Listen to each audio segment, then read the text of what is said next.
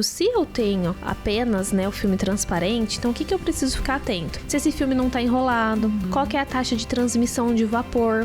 Porque a gente tem inúmeros filmes transparentes. O que acaba acontecendo? Dependendo da qualidade desse filme, ele vai piorar, ele vai gerar ali uma umidade excessiva e eu vou acabar tendo uma maceração nessa pele íntegra. E que aí pode evoluir para uma lesão. Tem gente que acha que bebezinho não faz lesão por pressão porque é leve. Mas aí a gente vai lá dentro da terapia intensiva, tem aquelas crianças que você não consegue mexer muito porque ela não tolera a mobilização. Então a gente prona a criança e elas ficam 12 horas. Estufa de prata que a gente utiliza tanto, o que o consenso traz? Contraindicado. Se você precisar utilizar muito uma prata, tem que ficar avaliando exames laboratoriais dessa criança. Sejam muito bem-vindos a mais um episódio do Pedincast. Chegamos ao episódio 90. E tô feliz, gente. 90 para mim é um marco muito importante. 2 semanas sem episódio no ar. E vocês sentiram falta? Eu sinto falta de estar aqui também aprendendo. E o tema hoje ele foi muito pedido por vocês, que envolve muito essa questão assistencial de curativos, né? Então, como é desafiador a gente lidar dentro da pediatria com lesões e imaginar qual que é a melhor cobertura, o melhor curativo ou mesmo a melhor proposta de intervenção dentro da pediatria. E nosso tema central é a pele da criança, o que devemos saber sobre prevenção de lesões e coberturas.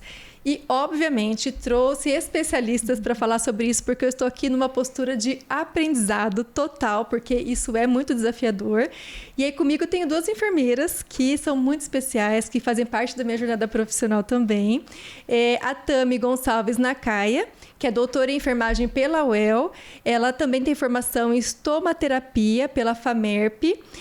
Sócia e proprietária junto com a Ingrid Fernandes Valença, que também tem a especialização em estomaterapia pela FAMERP, e elas são sócias e proprietárias da Encont Care Estomaterapia, e ambas também têm habilitações em tecnologias avançadas para tratamento de feridas, como laser terapia, terapia fotodinâmica, ILIB, fibrina rica em plaquetas. Eu preciso entender um pouco mais isso, porque é bem interessante, e elas vão estar aqui comigo hoje, junto com vocês, para desvendar um pouco essa questão que envolve aí essa assistência da pele da criança, que é desafiadora.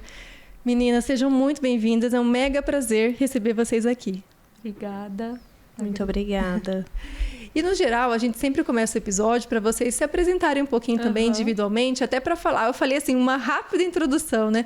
Mas para o pessoal conhecer um pouquinho a trajetória profissional de vocês, até vocês chegarem nessa especialidade que é tão rica.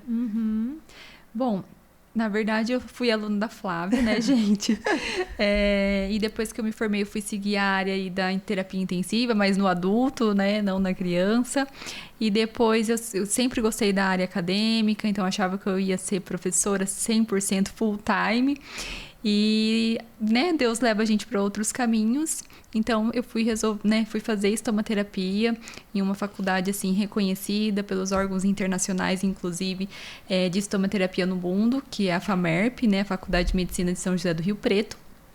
E aí a Ingrid foi me acompanhar, né? Nós fomos se especializar lá, então a gente tem muito orgulho de falar que nós somos formadas pela FAMERP, porque é uma faculdade que tem muito peso hoje na estomaterapia, né? Pelo currículo, pelos estágios, pela prática clínica que eles têm. Então, isso trouxe uma bagagem muito grande. E aí a gente resolveu empreender, né? Não estava nos meus planos, mas Deus colocou isso nos meus planos. Bom, eu sou a Ingrid, como a Flavinha comentou, fui aluna dela na universidade. Orgulho, né? Ai, gente, eu sou muito orgulho, eu tenho muita sorte, olha isso. Fui caloura da Tami, nós nos reencontramos na especialização. Eu fiquei um pouco perdida, assim, quando eu terminei a graduação, né? Tentei prestar residência para terapia intensiva. E acabou que não deu muito certo, porque realmente esse não era o plano de Deus para minha vida. E fiquei trabalhando por 5 anos na internação, passei pela coordenação também de um hospital. E assim, por que eu não fazia nenhuma especialização? Porque eu falava, eu preciso me descobrir na enfermagem. Porque era um leque de coisas e todo mês eu gostava de uma coisa. E eu falava assim, não, quando eu for fazer uma especialização, precisa ser algo que tenha um renome. E acabou que eu fui para a área comercial. E na área comercial eu me descobri. né? Então foi assim um aprendizado. Trabalhei numa empresa grande que me deu várias oportunidades e uma delas foi realmente fazer a estomaterapia. Foi quando eu reencontrei a Tami e eu falei, não, aqui é o meu lugar, é aqui que eu quero trabalhar, é com isso que eu tenho um propósito de vida. Então eu fiquei um pouco perdida, fui trabalhando até me encontrar na enfermagem com algo que eu realmente amasse. Sim. Sabe que quando a gente fala hoje dessa avaliação de feridas, cobertura, eu lembro na minha época de faculdade, quando eu era estudante, inclusive dentro da faculdade ainda existe hoje, que é o ambulatório de feridas que fica no HC, né? Sim, sim. E eu lembro que a gente praticamente não tinha opção, né? Era algo muito, aquelas lesões gigantes, era algo mecânico e não tinha muito produto para ser utilizado. E como esse mercado, ele avançou num nível que a especialidade ela foi se fortalecendo e a gente fica se questionando, agora o que eu uso para quê? Porque são tantos produtos, tantas marcas assim, e tantas lesões que surgem cada vez mais complexas, né? Que isso angustia muito o profissional. Sim, ô Flavinha, você falou isso e a gente, assim, eu tenho 11 anos de formada, né? E na minha época, né, também era assim, a gente não utilizava, não tinha, na verdade, nada, assim, para você utilizar papaína. na lesão, né? Lógico que a gente sempre fala isso, até quando eu vou dar aula, né? O básico bem feito, ele faz a diferença. Mas em relação a produtos, era muito escasso mesmo as alternativas, né, pra gente estar utilizando. E em 10 anos, olha como isso avançou e hoje a gente tem tanto produto que até, né, a gente mesmo fala, peraí, vamos adquirir, não vamos? O que a gente vai fazer? Vamos testar, porque tem muita coisa no mercado mesmo. Coisas muito boas, né, que a gente gosta bastante. Outras a gente tem algumas ressalvas, né, mas é particularidade nossa, né, mas avançou demais. Vocês duas, para quem não sabe, elas deram uma aula no PEDINF para os enfermeiros da comunidade. Gente, quando eu vi a aula, eu falei, não, eu preciso trazer elas para o podcast, porque foi uma aula que foi muito enriquecedora. Foi. Eu acho que um ponto que a gente podia começar a falar, que vocês trouxeram brilhantemente, é dar uma compilada com relação à pele da criança, né? Que a gente sabe que tem muitas particularidades, não estamos nem falando aqui do prematuro extremo, mas a pele da criança em si. Então, acho que talvez dar essa introduzida para a gente começar a entender como a criança tem, sim, as suas particularidades, também tem as suas limitações de opções terapêuticas ainda. Esse ponto que você levantou, ele é muito importante porque tudo que você vai utilizar vai ser pautado literalmente na fisiologia da pele da criança. Quando a gente começou a estudar sobre isso, a gente falou, meu Deus, o que a gente vai utilizar na criança? E isso, né, tendo uma gama de produtos para utilizar. Por quê? Justamente pela absorção extrema que a pele da criança tem, né? Que é diferente de nós, adultos, se eu colocar um produto. Na criança, você tem que pensar muito bem antes de você colocar. Porque tudo que você põe na pele da criança, ela absorve, né? Então, desde peso molecular daquele produto, né, que a gente tem que pensar, porque tudo atravessa mesmo a barreira da pele e absorve.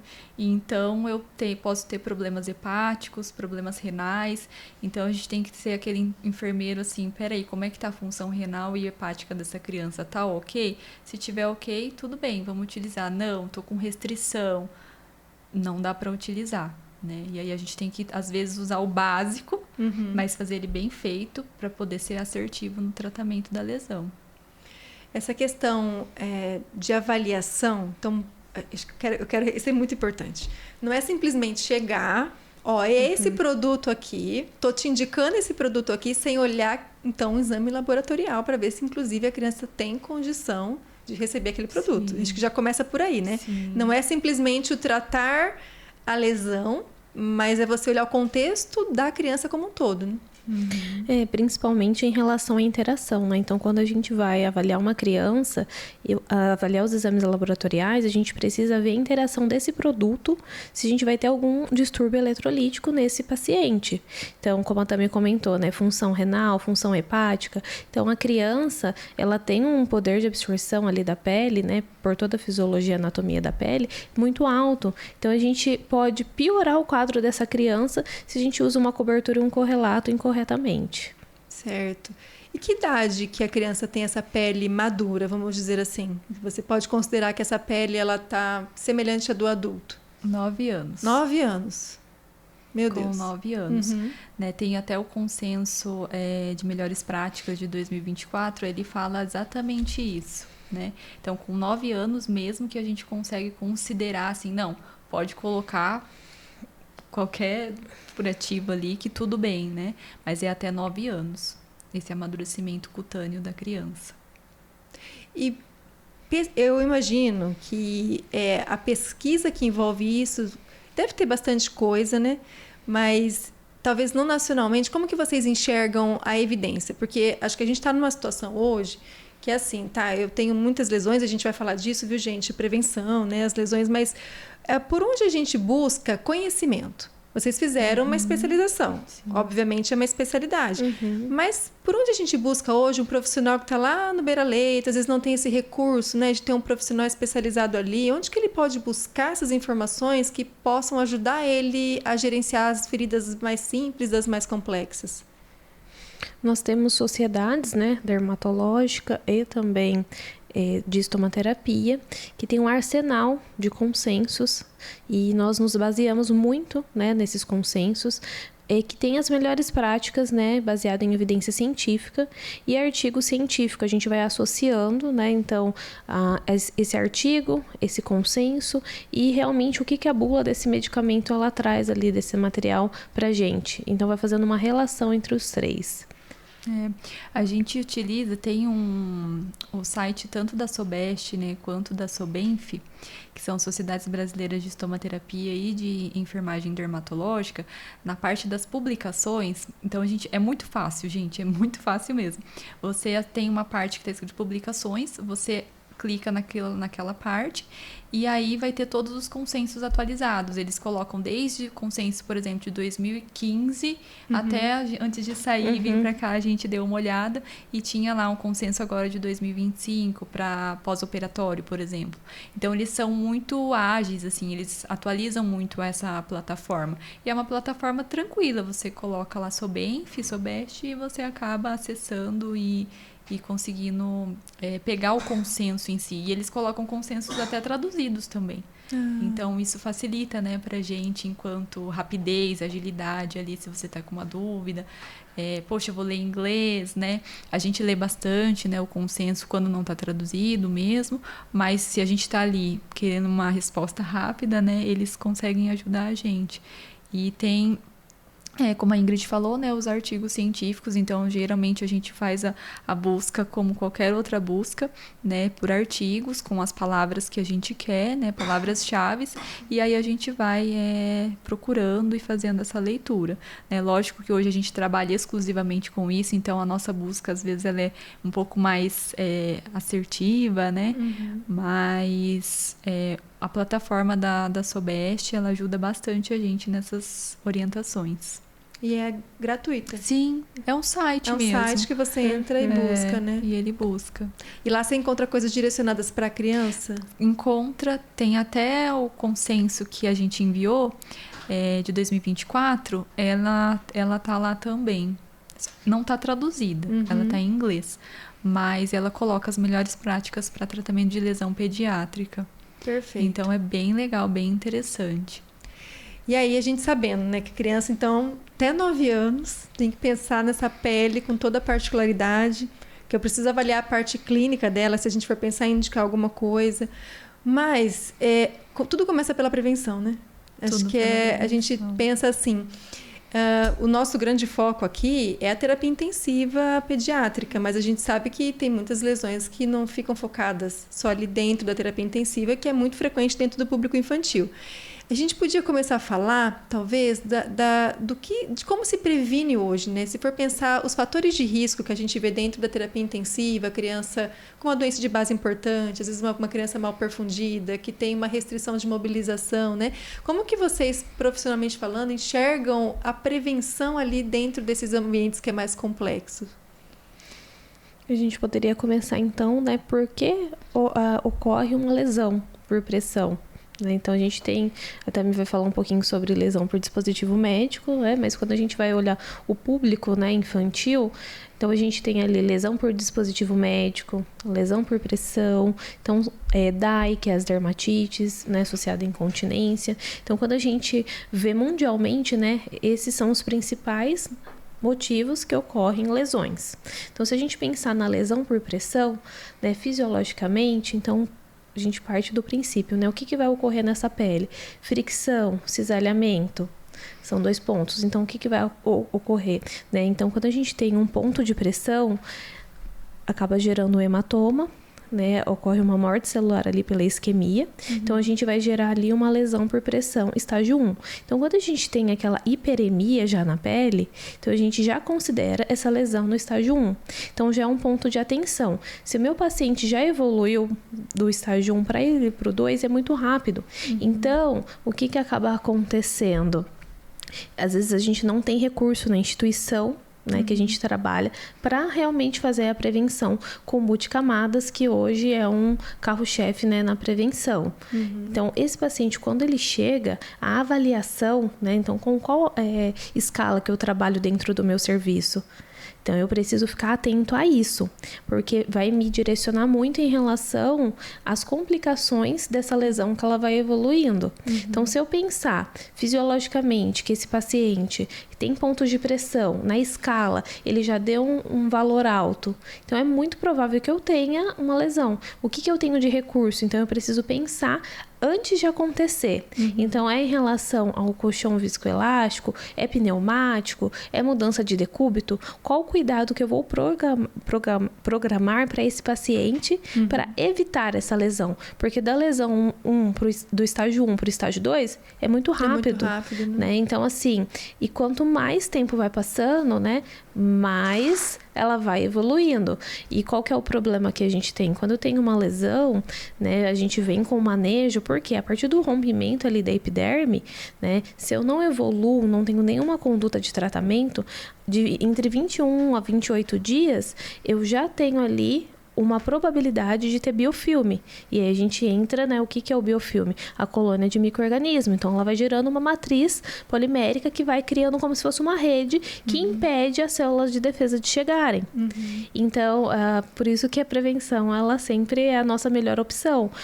Porque quando eu vou evoluindo para, né, essa lesão de difícil manejo, é produto, é condição clínica do paciente. Então, vai ficando cada vez mais desafiador. E eu tô pensando dos colchões, né, que tem o pneumático e o viscoelástico. Qual que tem? Vocês consideram na literatura que tem um melhor em relação ao outro ou é indiferente? Não, na verdade os dois eles estão ali como opção, né? Vai realmente ali da instituição em relação ao orçamento, mas os dois não tem diferença em relação a realmente auxiliar nesse processo. E para a proteção de proeminência óssea hoje, o que está mais assim em moda? Em moda, assim, né? O que a gente tem para hoje, né? Então, na verdade, assim, o padrão ouro, né, é o nosso curativo multicamadas. Deixa eu ver. Então, ele vai fazer o gerenciamento ali da fricção, do cisalhamento. Esse curativo. Gracinha, né? Aqui, gente, não sei se dá para ver. A gente tem ele para todas as regiões. Né? Então, tem várias marcas, né? Então, a gente tem ele em 3 lâminas, né? 3 lâminas, ela não vai fazer a prevenção, né? Então, eu vou usar quando eu tenho ali uma drenagem de pequena a média quantidade de exudato, vai fazer o gerenciamento, né? Então, a espuma absorvente, ela tem 2 funções, né? No multicamadas. Ela faz... Quando são 5 camadas, ela vai fazer a prevenção e o tratamento da ferida. 5 camadas. 5 camadas, né? Então, são lâminas, né? Que são separadas. Então, vai ter espuma absorvente, tem o hidrogel seco, que ele vai fazer a absorção. Enfim, tem várias camadas que vão ali ajudando nesse processo. A gente tem um multicamadas com silicone e sem silicone. Certo. Então, aí depende, né, do que você vai ter ali de necessidade para aquela lesão. E a gente brinca que a lesão, ela fala com a gente, né? Então, por exemplo, se eu tenho um exudato que tem uma molécula, né, ele tá mais gorduroso, então a molécula dele é maior, eu não posso usar uma multicamada com silicone, porque eu vou ter maceração da borda, porque não vai conseguir. O que vai acontecer? Essa molécula, ela vai como se fosse assim, escorrer ao redor da lesão, e o silicone ali, em contato, vai acabar gerando uma umidade que vai evoluir para uma maceração. Pele íntegra, prevenção, sem nada de lesão. Hidrocoloide para criança. Tem né? um que é fino e tem um que é mais grossinho, né? Hidrocoloide e o curativo multicamados. E aquela película, eu esqueci o nome agora, que é um filme transparente. O filme transparente, a gente pode utilizar ele, mas ele não tá recomendado como um padrão ouro. Certo. Então, eu tenho que ficar atento. Se eu tenho apenas, né, o filme transparente, então o que eu preciso ficar atento? Se esse filme não tá enrolado, qual que é a taxa de transmissão de vapor? Porque a gente tem inúmeros filmes transparentes. Certo. O que acaba acontecendo? Dependendo da qualidade desse filme, ele vai piorar, ele vai gerar ali uma umidade excessiva e eu vou acabar tendo uma maceração nessa pele íntegra. E que aí pode evoluir para uma lesão. Então, eu preciso trabalhar com um filme de qualidade, preciso ver a taxa de evaporação desse filme. Né? Então, como que... qual é a qualidade desse filme realmente, né? E isso que a Ingrid está falando é muito interessante, porque entra na lesão de dispositivo médico, né? Então, as lesões, que puxando já que ela comentou, né?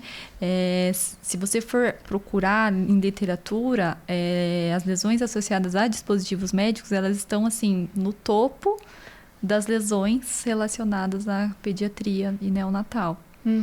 E é justamente por conta disso que ela falou, qualidade dos produtos, e às vezes esse produto ele, né, porque assim, não só a qualidade do produto, mas o aspecto da pele da criança. Por que a criança faz muita lesão por dispositivo médico? Porque ela não tem coesão celular. Então, se você não tem coesão, se as suas células elas não estão coesas, juntas, próximas, grudadinhas, você coloca um dispositivo adesivo naquele local, ele vai...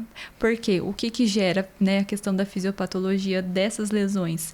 Quando você tem a força, a adesividade do curativo, ele é maior do que a coesão das células da criança. Por isso que criança estoura na hora de fazer lesão por dispositivo médico. Às vezes até para remover, né? Até a dificuldade, para algumas situações que a gente vai remover, a gente estava até comentando isso de alguns curativos, a hora que você remove, se não tiver um removedor, você tira a pele junto, né? Sim. Você tem toda uma questão que envolve isso, né? E a fisiopatologia mesmo, né? A criança não tem, é imatura nessa questão de colágeno, elastina, né? E aí você coloca um dispositivo, porque a gente precisa naquele momento, mas aí a pele dela é muito imatura, então ela acaba fazendo lesão associada a dispositivo médico, né? Então, no estudos, né, eles trazem até 25% nos Estados Unidos, Reino Unido. De incidência? Então, é bastante. Então, é muito alto. Nossa, se lá é assim, imagina aqui. Então, fica aí o questionamento, né, a reflexão, porque realmente é muito alto. Não, e aqui é subnotificação, né? Também. E a né? subnotificação. E eu pergunto da prevenção, por exemplo, e vai interligar as duas coisas. A gente, às vezes, não tem um sensor de oxímetro adequado para o público neonatal. Estou dando um dos exemplos, tá? Certo.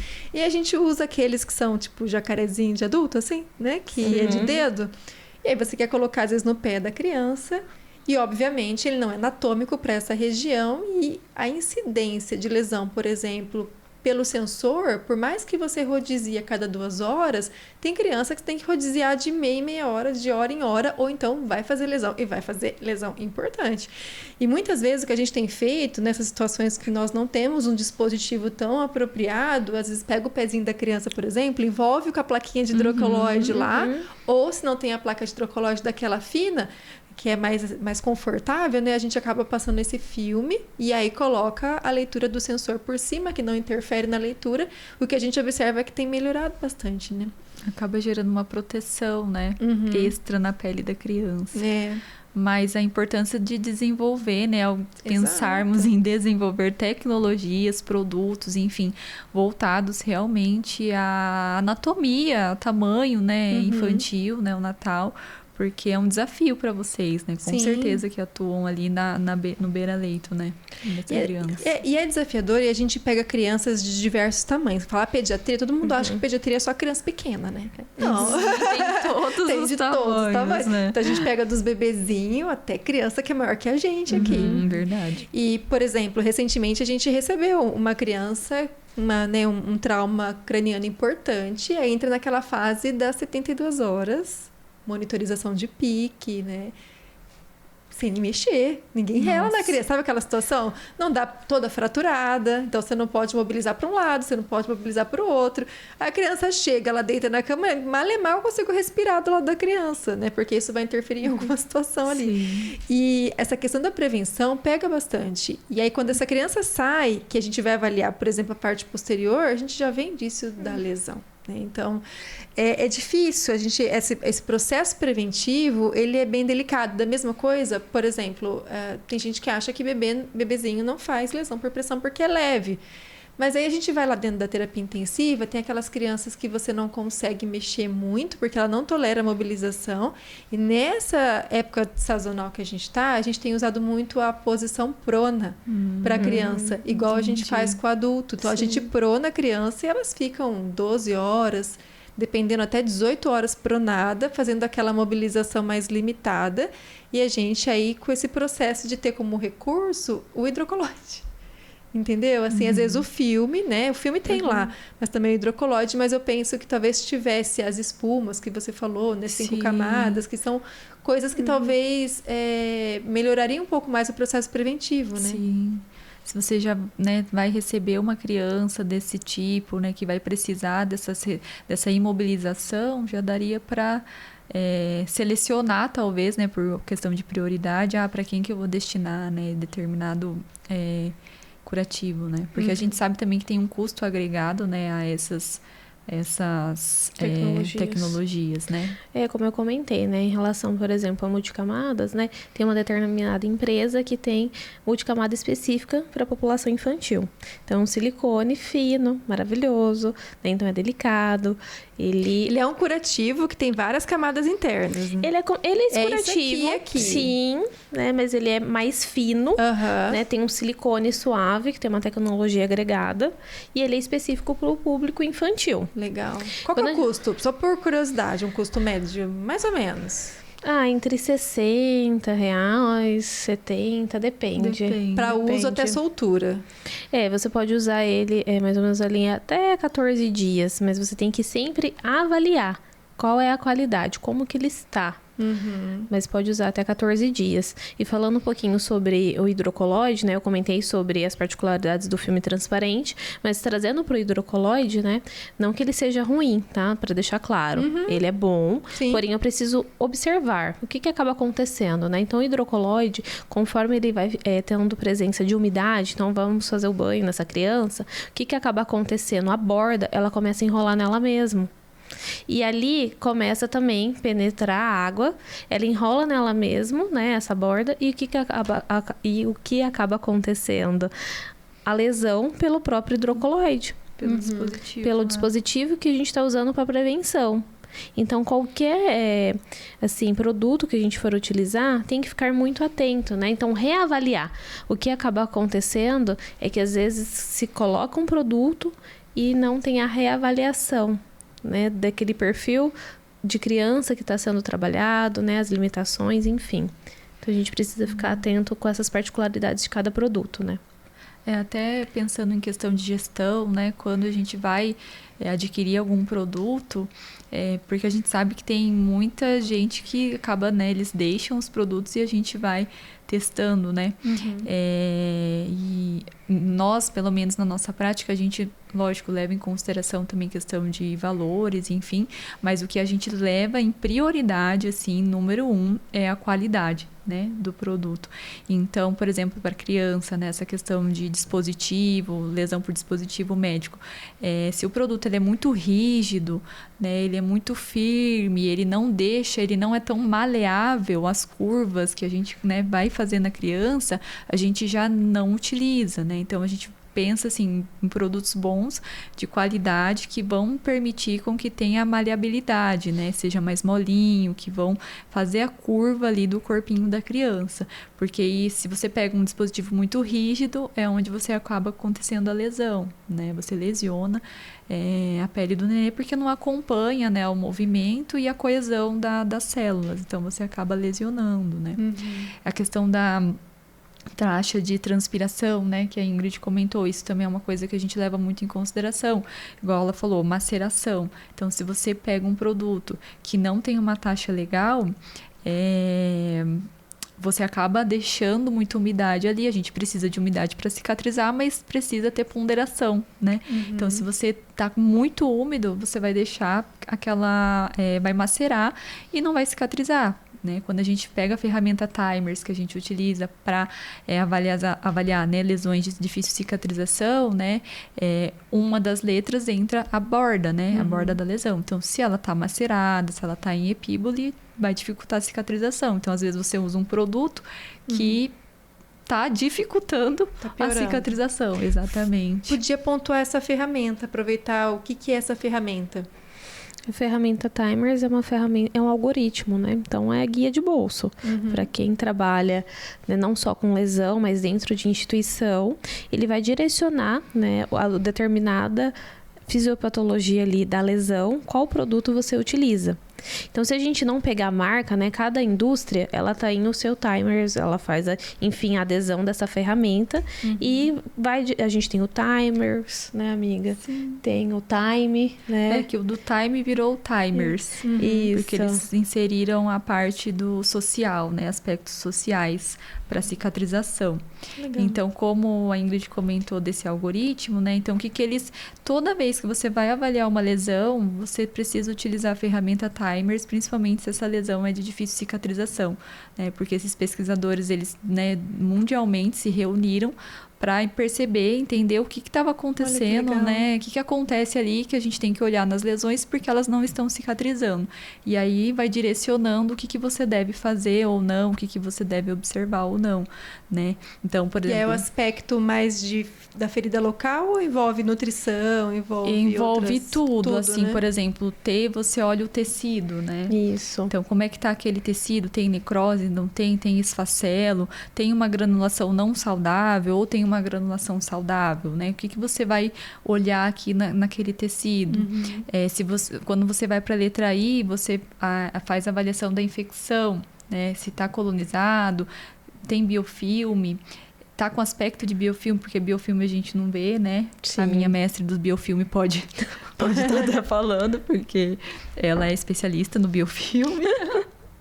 Mas assim, falando um pouquinho sobre biofilme, né? Então, como eu comentei no início, é aquela colônia de micro-organismos que vai gerando uma matriz.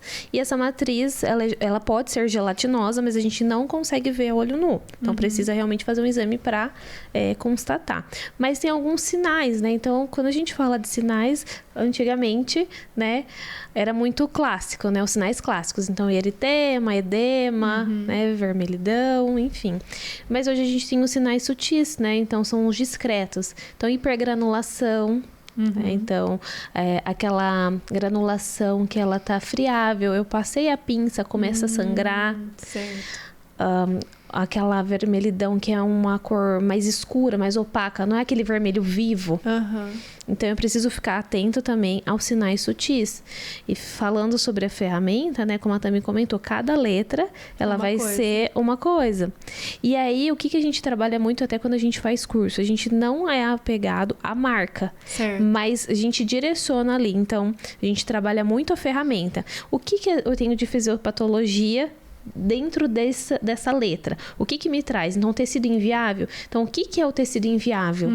Né? Então, qual o tipo ali de tecido que eu tenho? Então, isso vai me direcionar para qual produto eu vou usar. Então, pensando, se eu tenho um tecido inviável, eu vou usar um hidrogel. Ah, mas vai ser com PHMB ou não? Né? Então, o que é o PHMB? É a polixanida. E essa polixanida, ela tem ali é um antisséptico, né, esse produto, e cada marca vai ter ali uma quantidade, mas de forma geral ela vai preservar os leucócitos viáveis e vai reduzir a carga microbiana.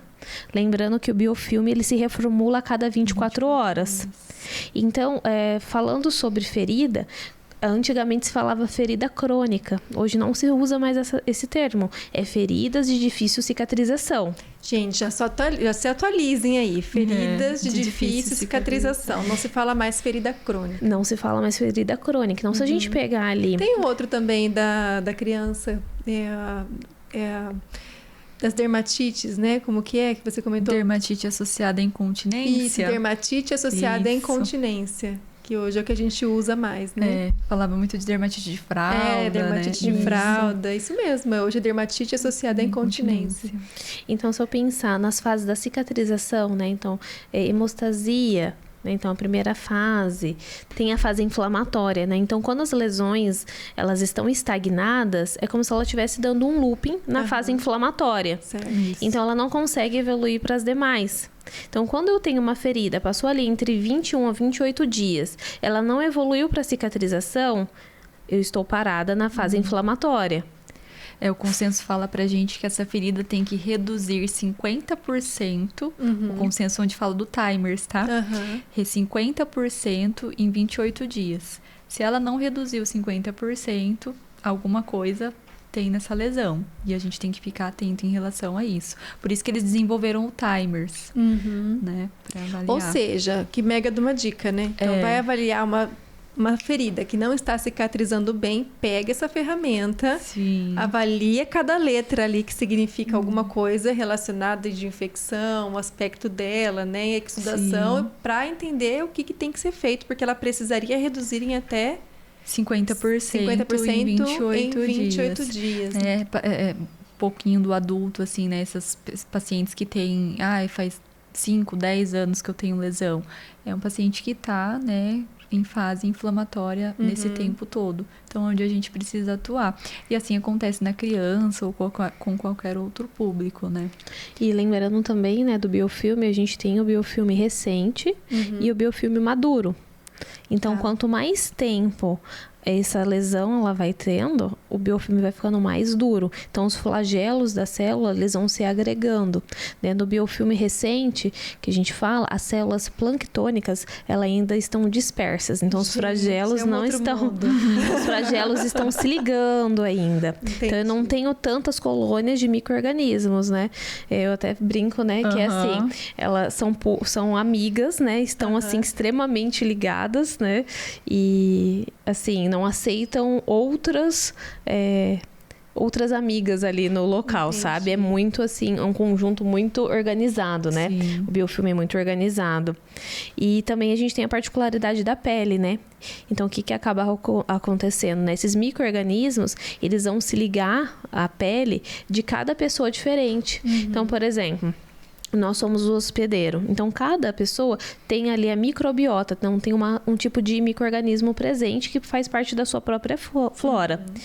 Dependendo do tipo de micro-organismo que está dentro desse biofilme, dessa colonização, acaba tendo uma sinergia. E essa sinergia, né, ela vai ali se ligando. Então, cada pessoa vai... Por isso que cada pessoa tem um tipo de, assim, cicatrização também. Porque interfere muito nesse processo. Então, às vezes, eu posso ter a mesma lesão que você, tá usando o mesmo produto... E claro que tem toda a parte, né, fisiológica, enfim, né, de estilo de vida, que também conta muito, mas também tem um ponto importante da sinergia dos micro-organismos.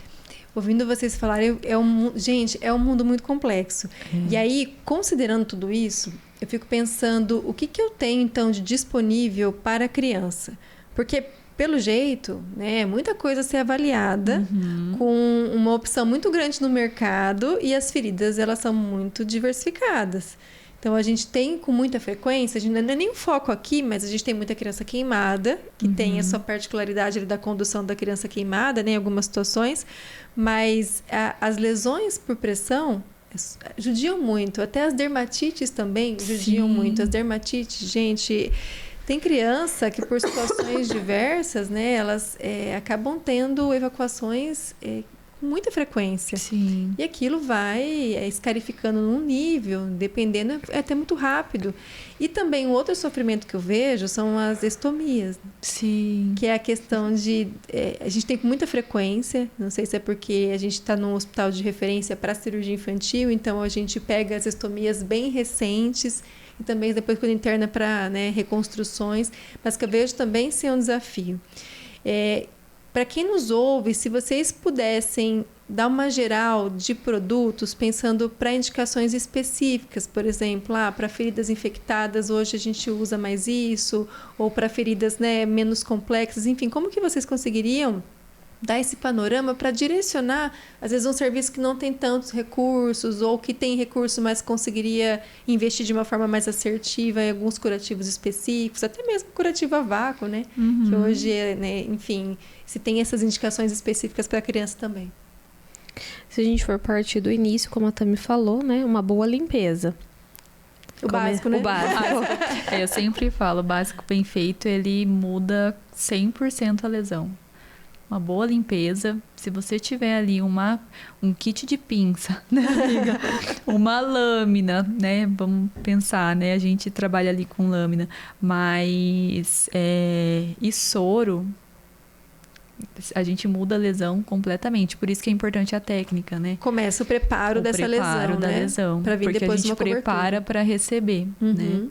Mas em relação aos curativos em si, né, aos produtos, dentro do consenso, né, das melhores práticas para feridas pediátricas, eles colocam o hidrogel, né? Hidrogel o próprio nome diz, né? Então, 70% dele é composto por água, por isso que não tem contraindicação, assim, para criança, né? Sim. Então, a gente, tem um tecido desvitalizado, vamos utilizar hidrogel. Lógico que precisa avaliar a umidade. Às vezes, aquela lesão daquela criança está muito úmida, então não tem por que eu colocar mais água, líquido naquela lesão, porque daí eu vou macerar, vou gerar muita umidade, vou macerar, não vai adiantar nada, eu vou acabar piorando, né? Mas aí a gente, por exemplo, pode utilizar a papaína entre 2% a 4% como um desbridamento enzimático, né? Como uma opção para essa criança que está dentro do consenso, tá? E uma particularidade assim, do hidrogel é sobre a hipersensibilidade. Então, nós temos N hidrogéis, que são muito bons. Tanto na criança como no adulto, pode ter uma hipersensibilidade. O que é essa criança, esse adulto, ele vai sentir uma ardência. Isso vai ser pelo surfactante ou pelo conservante. Então, não tem como falar um ou outro. Vai ter que fazer realmente o teste para poder ver se, né, tem uma boa aceitação. Mas algo, se a gente pudesse deixar de dica em relação à porcentagem realmente de água desse produto e a consistência, né, desse hidrogel. Por quê? Se eu tiver um hidrogel que ele tem uma porcentagem muito alta de água, ele vai ficar um hidrogel mais líquido. E aí eu preciso me atentar à quantidade, né, de hidrogel que eu vou utilizar na lesão. Então, optar sempre por camadas finas dentro do leito da lesão, né, não ultrapassar pequena quantidade. E também em relação à consistência, porque por mais que às vezes eu use muito pouco, eu posso ter ali, escorrer esse hidrogel, ir para as bordas e ter maceração. E borda macerada, né, a gente não tem migração celular, é como se fosse um muro ali que impede as células de chegarem e fazerem um reparo tecidual. Acho que dá para colocar na minha mão. Por exemplo, aqui nós trouxemos um hidrogel que ele é mais coeso, a gente usa bastante. Pode perceber, ó, tá vendo? Ele não é líquido. Ele é bem... Ele parece um... Nossa, parece uma geleinha. Uma geleinha. Então, ó, você coloca, ele fica presente, não escorre. Ele fica bem delimitado. Bem delimitado. É um hidrogel que a gente utiliza bastante justamente por essa característica, né? E bem suave, né? Mas ele não tem... PHMB né? Então, lógico que a gente também não vai ficar utilizando PHMB desenfreadamente, né? Mas, quando necessário, daí a gente pode optar por outro hidrogel, né? Com PHMB, né? Para criança não tem restrição. Mas, enfim, esse é um ótimo hidrogel para a gente estar utilizando nesses casos, né? Das crianças. E quando utilizar o PHMB, né? Porque a gente falou bastante, né? Então, quando esse tecido, ele tiver ali com uma qualidade que não tá legal. Então, eu tô tendo um sinal clássico, tô tendo um sinal sutil. Então, como que tá o leito dessa lesão? Já passou 28 dias? Então, o que é o PHMB? É uma polixanida com biguamida. Então, uma molécula maior. Na criança, não vai ter absorção por causa da molécula ser maior, tá? Ela é grande. Sim. Então, não tem contraindicação. Nós temos tanto o PHMB na fase líquida, como também no gel. Quando tem determinadas marcas que quando já está no gel associado ao EDTA, ele vai ser um antibiofilme. Então, ele vai proteger, né, do biofilme. Quando eu utilizo o PHMB, mas não tenho o EDTA, ele vai estar ali fazendo realmente a descontaminação desse leito que já está com biofilme. Exatamente. E que outras opções que a gente tem que posso estar utilizando, enfim, leito? Hoje os estudos, eles mostram muito pra gente a utilização do DAC, né? Sim. Que ela é como se fosse ela é uma tela, né? Que ela funciona, eu sempre explico assim para os pacientes que fica de uma forma mais fácil, é como se ela tivesse um imã, né? Isso. Que ela atrai toxinas, micro-organismos. Então, assim, ela não coloca nada no leito da lesão. Por isso que ela é muito indicada para criança, não tem... Ela é uma placa que a gente recorta do tamanho do leito? Sim, você pode recortar... Ela tem vários tamanhos, né? E... ela tem em plaquinha ou ela tem em compressa, né? A gente utiliza na nossa prática muito em compressa. Os estudos, inclusive, que até a gente compartilhou também, eles foram realizados com a forma de compressa. Então, ela não deposita. Por que ela é tão segura? Porque ela não deposita nada no leito, né? Na pele da criança. Ela atrai. Você tem ela em forma de suave, que é como se fosse saquinhos, assim. Tem ela na forma de espuma, multicamada também. E tem ela na forma de gás não aderente, que ela é considerada. Que daí é a malha, que você pode utilizar ela associada até a terapia por pressão negativa também. Tá. E o que tem prata, né? A prata, assim, ó, sulfa de prata, que a gente utiliza tanto. O que o consenso traz? Assim... contraindicado. E eles até colocam que se você precisar utilizar muito uma prata, tem que ficar avaliando exames laboratoriais dessa criança. É o famoso risco-benefício, né? Exatamente. Você avalia a lesão e você vê em que momentos você indicaria, né, essas situações. A gente utiliza mais na parte de queimaduras mesmo para criança. Que é o que a gente usa muito no dia a dia. Mas apesar de que também a parte de queimadura avançou bastante, né? E opções terapêuticas, né? A gente tem a prata nanocristalina, né? Então tem uma determinada marca que tem essa tecnologia, que é maravilhosa. Então, uma malha de poliéster, tem uma trama, ela vai ali, você vai colocar ela no leito da lesão. E o que vai acontecer, né? Quando a gente usa prata, a gente tem que saber que a gente vai estar trazendo os micro-organismos que estão em tecidos mais profundos para a superfície. Então, o que acaba acontecendo? Começa a utilizar prata e começa a exudar mais. E aí o pessoal fala, nossa, mas está exudando, eu estou usando a prata. E, na verdade, é algo esperado. É para acontecer isso.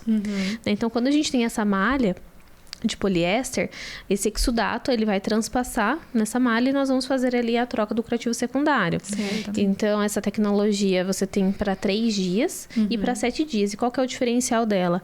A prata vai ser liberada de forma lenta e sustentada. A prata nano, que a Ingrid está fazendo, é a nano. Certo. O consenso diz que a gente pode utilizar no perfil, na população pediátrica. Mas lógico que com cautela também. Agora, a sulfa de prata, né, onde o íon da prata ele é diferente da nano, não dá para usar. E é o que a gente mais tem, né? É o que a gente mais usa, né?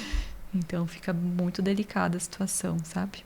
Porque daí poderia ficar para um outro momento, mas a gente tem os diferentes tipos de prata, né? Então tem a prata elementar, a prata orgânica, inorgânica. Então ela vai ter ali uma partícula de prata e dentro do consenso, né, tem quanto que eu preciso ter de prata nesse produto para realmente reduzir a carga microbiana. Então se eu tenho uma população de micro-organismos que está maior do que a partícula de prata que está nessa composição, automaticamente eu não tô tendo a eliminação da carga microbiana. Por isso que tem o desafio das 2 semanas. Então, até 2 semanas eu posso utilizar prata. Opa, não tive nenhuma evolução. Faz a revisão da prata, porque às vezes eu posso Da concentração da prata. Da concentração, isso, porque às vezes eu posso estar usando uma concentração de prata que não está sendo efetiva pro tecido, né, pro micro-organismo de população que está ali naquele leito. São detalhes, né?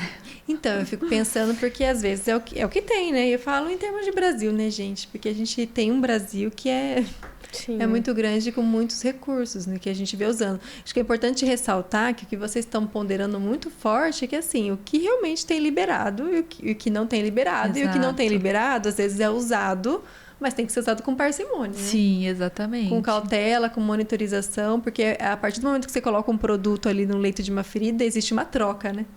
Sim. Benéfica e às vezes nem tanto. Sim. Precisa, assim, é um desafio. É igual você comentou a questão do Brasil, né? Esses consensos são consensos internacionais, né? Que então, é um outro assim, padrão, né? é outra realidade, né? Não é a nossa. Mas é o que a gente, né? Dentro do nosso serviço, dentro da Inconte Care, é o que a gente traz, né? De padrão, né? Então, a gente utiliza consenso internacional para basear a nossa prática. Lógico que a gente atende, né? Um público diversificado, né? Mas eu entendo que existem limitações, né? Nosso Brasil é enorme e que às vezes a gente vai utilizar ali, mas assim, com muita cautela por conta da questão do benefício, né? Do risco, né? Que envolve na criança. E eu tive já a experiência de acompanhar a recuperação de lesões com curativo a vácuo, né? Qual que é a opinião de vocês? Porque para a criança, pelo menos nas situações que eu acompanhei, foi muito bom. Sim. Curativo a vácuo, ele é maravilhoso, né? Então, ele entra como uma terapia adjuvante. Eu trabalhei bastante tempo com a terapia por pressão negativa. Na criança, a gente tem algumas particularidades em relação, né, à pressão que nós vamos utilizar. Né? Então, a gente precisa avaliar. Tem uma pressão X, né, na criança, eu tenho que reduzir ali, conversar ali com o prescritor para chegar no nível adequado. Em relação à região, né, então a gente precisa adaptar também essa pressão a qual região eu vou utilizar. Então, tem mais irrigação sanguínea? Não tem? Como que é, né, esse volume de fluxo sanguíneo? Então, a gente precisa também avaliar. Quando eu vou usar ali uma gase não aderente, eu vou estar fazendo uma cobertura, né, desse tecido. Então, se tiver exposição óssea, a gente fala de tecido nobre, né? Então, a gente precisa fazer uma cobertura. Não posso colocar essa espuma de poliuretano diretamente no tecido, né? Porque senão eu vou ter um comprometimento. Nossa, e a situação que a gente teve foi um caso também de acidente, aí aquela avulsão, né? Pele, subcutâneo, com exposição importantíssima. Acho que é bem essa situação mesmo. Então, tem os benefícios, né, da terapia por pressão negativa. Então, muita gente acha que a terapia ela é utilizada apenas para fazer ali a remoção daquele líquido que está na cavidade, mas na verdade não. Né? A angiogênese, então, a formação de vasos novos. Então, vai trabalhar esse tecido, né, de dentro para fora e de fora para dentro. Então, a gente vai estar fazendo ali uma força tensio, né, uma micro e macro divisão das células. Então, tem vários benefícios que a gente vai ter usando na terapia por pressão negativa. E só comentando, quando eu uso uma gase não aderente para proteger esse tecido, né, eu tenho que pensar que eu vou perder 10 milímetros a menos da pressão que eu quero. Então, eu preciso, né, deixar isso claro. Em relação ao tempo, né? Então, o que o consenso traz, né? 3 dias, o mínimo, e a média 5 dias. Depende, né, das operadoras, do que a gente, né, tem. Às vezes acaba ficando até 7 dias. Mas o correto é realmente ali a média 5 dias. Claro que tem as especificações, né? Então, esse paciente, ele é um enxerto, então pode ficar até 10 dias, né? Olhar sempre realmente a qualidade da espuma, como que ela tá, né? A pressão, tem escape, então o que acaba acontecendo? É um filme que vai por cima dessa espuma de poliuretano. Se eu tiver muito exudato, o que acaba acontecendo? Esse filme transparente, ele começa a ficar amarelado. Então, ele vai fazendo ali uma maceração da borda, ou seja, né? Então, eu preciso ficar atento também na terapia por pressão negativa. Passou de 28 dias, ela também pode ser utilizada, né? Então, a gente sempre lembra desse tempo, né? 28 dias. Ferida não cicatrizou. Eu tenho ali uma profundidade, mais que 5 centímetros de profundidade. Borda tá afastada. né? Então eu preciso, né, lançar mão. Se eu tiver na instituição, é um recurso muito legal. A gente particularmente gosta bastante, né? Porém, né, o curativo a vácuo, ele é usado para acelerar o processo. O curativo a vácuo não é utilizado do início até o fim. Então, Entendi. ele é uma terapia adjuvante, assim como a laser terapia também. Qual que é o principal benefício? Fala assim, olha, o curativo a vácuo, o principal benefício dele é esse aqui. O principal benefício é a angiogênese, a formação de vasos novos. Que legal, né? Por isso que você granula mais rápido. Muito bom. Você vai formando vaso, e ele vai granulando. Muito bom. E esses produtos que vocês trouxeram aqui, o spray barreira, né? Acho que também é uma coisa que a gente usa bastante. E ajuda bastante, eu vejo, né? Spray barreira, até a gente comentou um pouquinho sobre as dermatites associadas à incontinência. Então, dentro da DAI, que a gente fala, né? Spray barreira padrão ouro para prevenção de dermatite associada à incontinência. Então, se você está num local que você precisa investir em alguma coisa para a prevenção de DAIs, das dermatites, é o spray barreira. Lembrando que esse spray ele tem que conter, né, dimeticona. Hoje os estudos mostram pra gente que a dimeticona é capaz de formar uma película de proteção que repele, né, a umidade. Então não adianta utilizar, né, óleo, não vai gerar essa película, né? O spray barreira, a dimeticona, ela fica até 48 horas, né? Um pouquinho mais, dependendo, às vezes, da tecnologia associada ao spray que você vai adquirir. Mas é excelente, é padrão ouro para DAI. A gente utiliza, né, na nossa prática, tanto para criança quanto para dermatites de idosos também que utilizam, né? Que tem incontinência urinária, fecal. E aí a gente utiliza esse spray. Não tem contraindicação de idade, então para criança, assim, sabe quando você fala material de bolso? Tem que ter um spray barreira para utilização. E aí cada produto ele vai ter ali, então, por exemplo, esse específico, ele tem que estar a 15 centímetros ali de distância. Então ele vai gerar uma película, né? Então vai ter o tempinho ali, né, de segundos para secar, vai gerar uma película. O que acaba acontecendo? Eu uso inadequado. Eu vou, aproximo e fico. Entendeu? Então eu tô gastando. E o reaplicar? Você faz uma vez, você reaplica, você espera se necessário, espera secar para reaplicar. Isso. A gente, né, na nossa prática, a gente reaplica conforme a avaliação, mas espera secar, ver se formou a película. Se preciso, tem algum lugar que ficou ainda, a gente vai e acaba reaplicando o spray, né? A gente gosta bastante. Geralmente, né, esse creme também, né, creme barreira, também contém dimeticona, mas o que a gente preza muito no produto para estar utilizando como barreira, né, de dermatites, enfim, de incontinência, também é se o produto tem um pH balanceado, né? O que a gente sabe que o pH ele é extremamente importante para prevenir infecções cutâneas, né? E de criança, principalmente. Então, se você, às vezes, adquire um produto que diz que é uma barreira, né? E não contém ali fator que mantém o pH da pele da criança, pode eliminar. Porque a gente precisa do pH para proteger contra infecção. Então, a gente gosta de produto que tem tecnologia associada. Então, eu vou proteger o pH e vou formar a película protetora. Né? São produtos, assim, não dá para falar que é barato, né? Essas películas, elas têm um preço, né? Um valor agregado justamente pela tecnologia que ela traz pra gente, né? Mas é material, assim, que não pode faltar. E tem uns aplicadores, eu vi no congresso também, que tem o spray, mas tem outras formas com outros tipos de aplicadores que você consegue também esborrifar, meio que molha uma almofadinha assim e você passa também, né? É a mesma essência, será? Ele vem como se fosse um paninho, né? Isso, você pode passar também, a mesma finalidade. A mesma finalidade, a mesma qualidade. Vou pensar assim, de funcionalidade. É só sempre ver o que tem, qual é o componente, né? Tem dimeticona, beleza, posso adquirir. pH. E observar o pH, né? Então, sempre quando eu vou comprar, às vezes, um produto, eu falo pra ela, qual é o pH desse produto? Porque a gente observa, né, pra ter uma qualidade e realmente ter resultados, que é o que a gente acaba entregando mesmo, porque usar um produto bom faz diferença no resultado desse paciente. Né? Então, para DAIs é isso. E a gente utiliza a película, né? O spray, até você havia comentado sobre as estomias, né? Isso. Então, assim... Dá uma dica, gente, para segurar essas bolsinhas.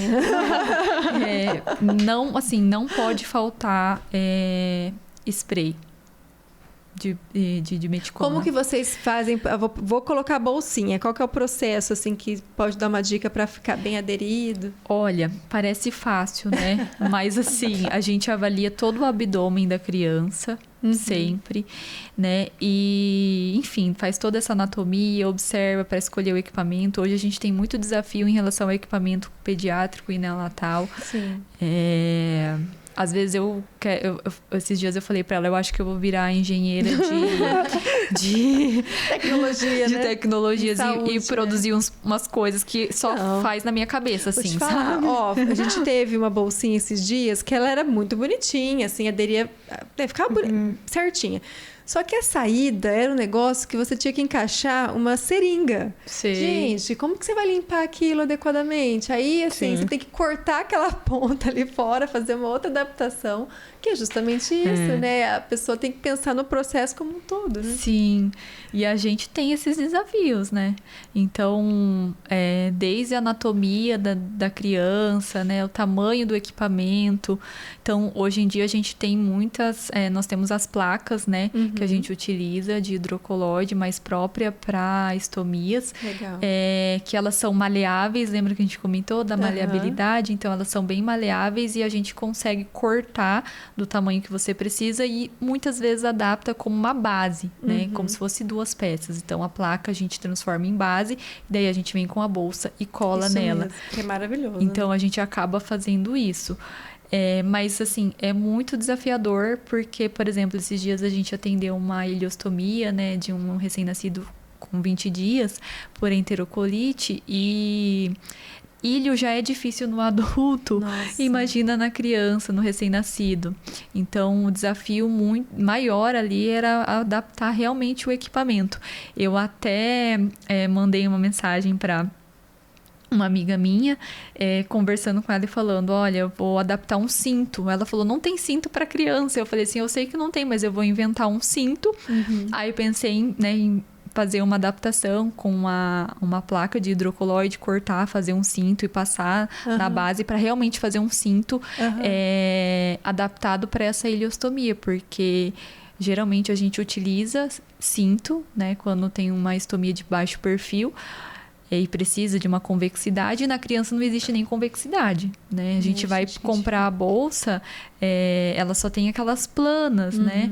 Então, como é que eu vou fazer essa ilho ficar um pouquinho acima da pele para, né, que o efluente ele caia direto na bolsa? Então, isso é muito desafiador, né?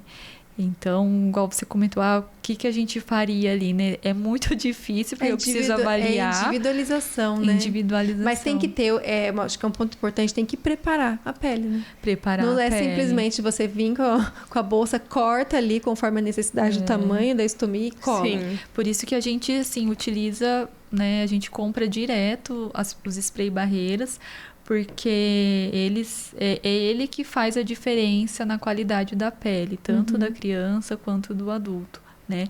E lembrando que toda vez que você vai utilizar o pó para estomia, precisa do spray, né? Então, assim, essa criança que a gente até atendeu estava com essa dificuldade, eles estavam colocando o pó sem o spray e colocava a bolsa, não vai aderir. Então, eu preciso do spray. Eu vou colocar o pó, eu preciso do spray. É um casamento, como diz a Ingrid, é um casamento. Pó anda com spray, não anda separado. Então, se eu tenho uma dermatite de umidade, o pó, ele está escrito ali mesmo, pó para umidade, se você parar para ler, né, o rótulo dele. Então, se eu tenho essa umidade, eu preciso também do spray para formar essa película. Ela vai aderir aquele pó ali e vai formar uma película. E aí depois sim eu posso vir com uma pasta, se eu for fazer uma vedação. Lembrando que pasta também não é cola, né? O que a gente observa muito também é o pessoal usando muita pasta como se fosse uma cola. Ah, não, eu vou colar a bolsa. Não, pasta não é para colar, pasta é para vedar, né? Então, vedar infiltração. E aí a gente tem as técnicas, né, que a gente vai colocando, aplicando as pastas e depois sim a gente vem com o equipamento coletor. Né? A gente fala bolsinha, mas a gente chama de equipamento coletor. E tão bonitinhos também de Nel, mas ai meu Deus do céu, elas são desafiadoras. Tão bonitinha que pequenininha, mas as bichinhas dão trabalho, viu? Pra gente conseguir fazer ali. E algo que a gente pode dar de dica, né, tanto na parte de feridas como na estomias, é ficar atento à pele ao redor. Então, sempre ter atenção à pele ao redor. Isso que dá diferença na nossa prática que a gente observa, né? Ter atenção realmente ao leito da lesão, mas não esquecer da pele ao redor. Muito bem. E é assim, é muito multifatorial o que a gente fala. É um episódio para dar aquele choque de realidade para a pessoa que está vendo e fala, gente, é muita coisa, né? Que realmente é uma especialidade. E tem o laser ainda, que a gente nem vai ter tempo de falar dele, mas assim, o laser que é um material de bolso para trabalhar e é incrível, né? A recuperação e como ele agiliza alguns processos. Sim, a laser terapia a gente utiliza bastante, principalmente, né, em crianças. A Ingrid atendeu esses dias, né, uma criança com dermatite, né, amiga? Sim. E assim, é incrível, 24 horas. É surreal, né?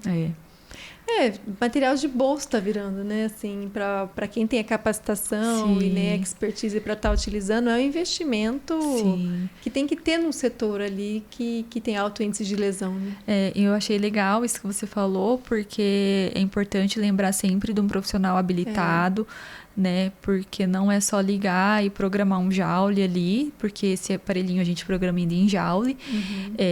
Então, a dosimetria vai ser aplicada conforme a avaliação do seu leito, né, do leito da lesão. Então, o que a gente, né, sempre preza é pelo que é indicado. Então, eu preciso avaliar para eu escolher a dose que eu vou aplicar de laser nessa criança e não ficar, né, aplicando laser, né? Porque tanto é que a gente escuta, né, eu apliquei laser e não por tanto tempo não resolveu. E assim, não observei melhora, mas espera aí, como que foi aplicado isso, né? Porque a gente observa que há diferença sim quando você realmente avalia o leito e escolhe a dose correta para estar aplicando nessa ferida, né?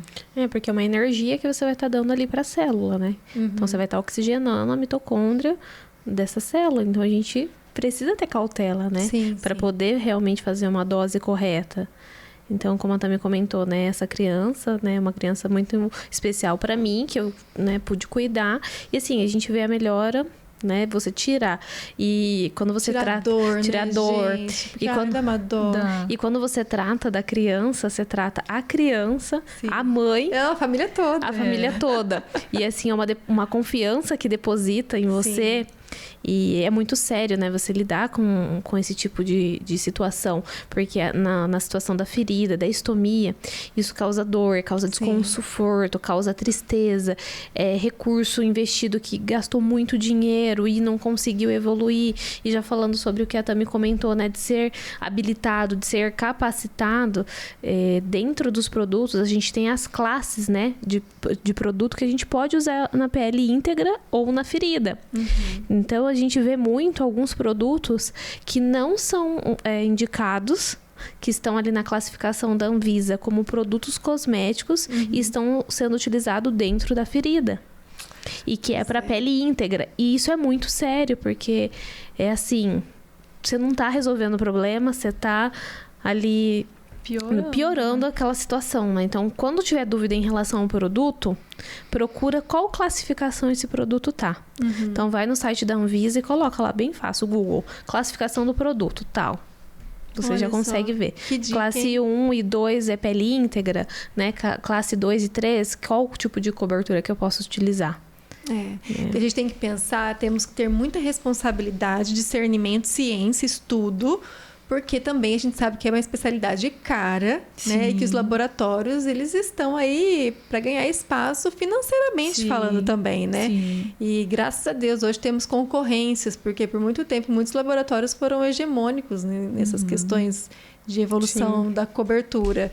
E é isso, a gente precisa ter discernimento, porque nem sempre o mais caro é o melhor. Sim. E aí a gente precisa que tenha um profissional que, com tudo isso que vocês falaram, de avaliar pH, classificação, obviamente seria eu essa pessoa. Não, gente, não, eu vou pedir socorro mesmo. Tem uma lesão lá, a gente precisa de ajuda profissional para conseguir conduzir. Claro que o básico, o enfermeiro, o básico ali, né? Aquela que você falou, a limpeza, a troca do curativo, a avaliação da pele adjacente, é o básico que qualquer profissional, enfermeiro, tem a obrigação de saber e fazer, né? Que é o cuidado curativo ali. Mas quando a gente vai para os produtos, que a gente tem a responsabilidade de compreender que é bem isso, às vezes estou usando lá dentro uma coisa que não é para usar, estou gastando uma coisa que não vai fazer efeito nenhum, ou pelo contrário, estou achando que vai ser bom e está sendo ruim para aquela criança, né? Sendo maléfica porque não está considerando em nada a fisiologia, metabolismo, condição clínica que essa criança apresenta. Né? Sim. Mas é uma mega uma responsabilidade. Assim, e essa troca é muito importante, né? Então, por exemplo, eu e a Tami, na nossa prática, chega a ser até engraçado, né? A gente fica assim, ai, amiga, mas você concorda com isso? Você tá usando isso? Você usou esse protocolo? Vamos manter assim? E às vezes o paciente fica assim, tipo, olhando, né? Será que uma ou outra sabe ou não sabe? E a gente fala, não, olha, a gente fala a mesma língua, então se você vir comigo hoje, daqui 2 dias você vir com a Tami, vai ser o mesmo, coisa, o mesmo protocolo. E é até engraçado, porque às vezes o paciente pergunta pra mim, pergunta pra ela, e a gente fala a mesma coisa. E depois a gente se conversa. Ah, não, a gente, né, cada um tem uma maneira de falar, mas a gente sempre procura trocar. E quando a gente tem dúvida de qualquer coisa, a gente vai realmente para a busca, compartilha com outros colegas que a gente tem de referência também, né, pra gente. E nunca ninguém detém o saber, né? Sim, a gente sempre tá dinâmica, a gente tá conhecendo, avaliando, às vezes deu certo um produto, não deu outro, né? Então cada um vai ter uma... A gente teve até uma situação com uma paciente nossa, teve uma hipersensibilidade a um hidrogel. Olha só. E a gente recolheu esse hidrogel, né? Então a gente falou, não, vamos observar. E a gente testou em outro paciente, ele já não teve. Então, assim, não era o produto. A princípio, a gente achou que era o produto, mas a gente foi estudar mais a fundo e viu, não. É uma hipersensibilidade por causa desse componente que pode acontecer, que era um conservante.